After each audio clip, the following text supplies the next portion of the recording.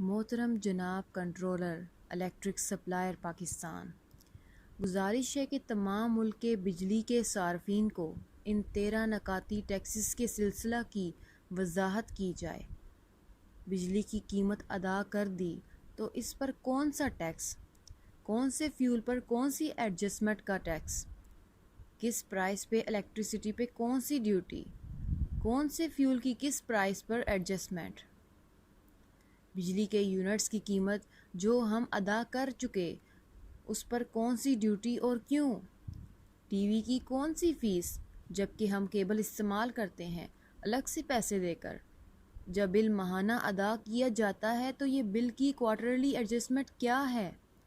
کون سے فائنانس کی کاسٹ چارجنگ، جب استعمال شدہ یونٹس کا بل ادا کر رہے ہیں تو کس چیز کے ایکسٹرا چارجز، کس چیز کے اور کون سے فردر آگے چارجز، ود ہولڈنگ چارجز کس شے کے، میٹر تو ہم نے خود خریدا تھا اس کا کرایہ کیوں، بجلی کا کون سا انکم ٹیکس،